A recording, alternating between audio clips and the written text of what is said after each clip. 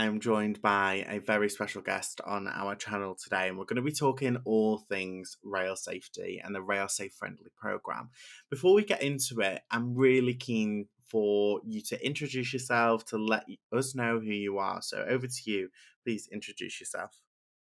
Hi Jake, I'm Martin Gleadow. I'm the Head of Customer Success at 3 Squared. I've worked there about 8 years now, and over that time, I've built up quite strong relationships with all of our customers across the rail industry, working closely with them to understand what their needs are and how we can help them achieve what they're looking to do. Amazing.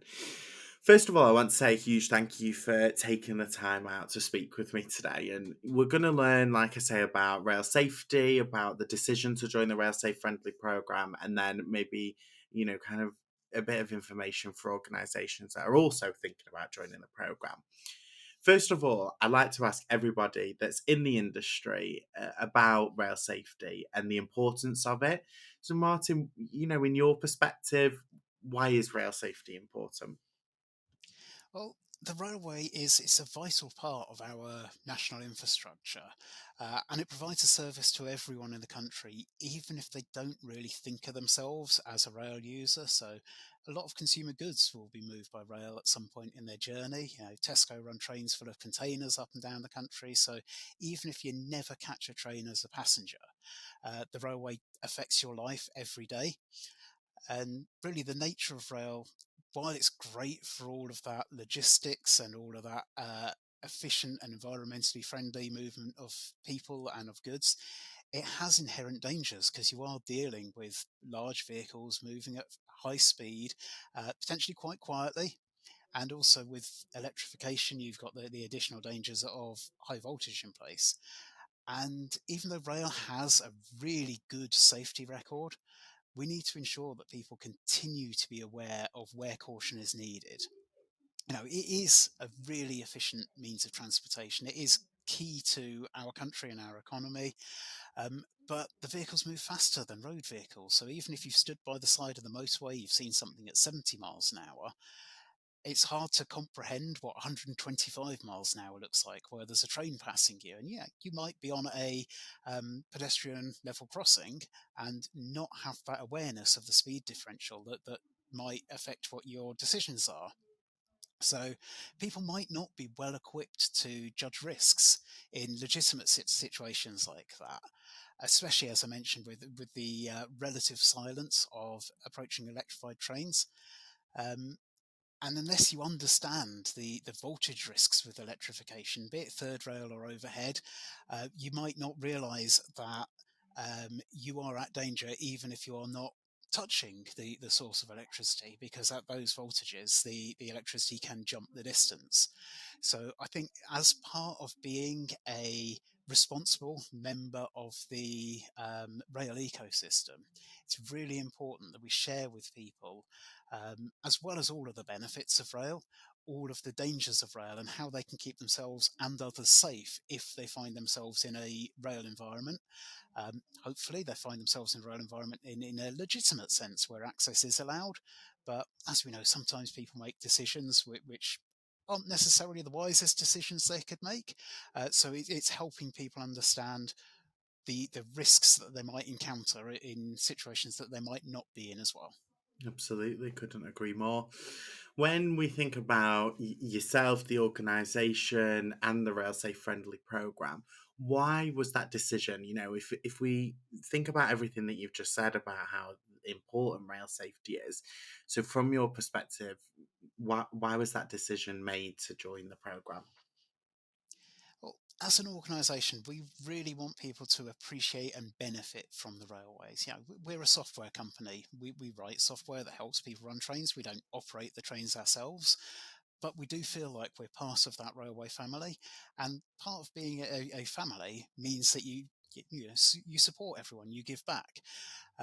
So without the knowledge of how the railway serves people and how to be safe around it, it's really not possible for people to benefit and appreciate the railways as much as they should. So by engaging with schools, and with the local community, it helps embed that awareness and understanding at an early age, and enables young people to share that knowledge with their peers as well. I mean, I remember when I was at school, we got some public information films about railway safety that came out, and it is something that actually has stuck with me through my life. It is the risks that were presented within that, and helping everyone get that exposure is good for society as a whole, really. And you know what? Potentially, if you get to young people early on to show them about rail and make, yes, aware of the dangers, but also just that wider piece of awareness, it can feed into a career in rail for people, which is something that, again, is a massive opportunity for young people, but isn't necessarily uh, demonstrated as well as it could be. So really, we are keen to help our local area and give back to our local schools as part of that wider ethos of how we can support railway and railway safety. Absolutely. And you make a really, really valid point there when it comes to careers. The Rail Safe Friendly program allows you to get into these schools, with the rail safety elements, which is extremely and super important and absolutely the premise of the program.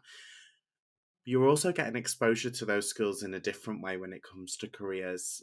That brand awareness, almost letting them know that you are an organization that has opportunities available and will have opportunities available in the future. So I'm glad you made that point, because that is so key, and maybe something that is forgotten a little bit, that to get into schools in whatever capacity, the rail safe friendly program allows you to do that, which is just fantastic. Which kind of leads on quite nicely, actually, Martin, to our final question for today. And that's all about other organisations that are maybe thinking about joining the programme. What would you say to them? It's really easy. So, do it. We found that the process of getting involved was really straightforward, and knowing you are a part of a group that is contributing to your local community and contributing to safety is in itself rewarding. I mean, the railway industry is full of engaged and enthusiastic people who live and breathe safety.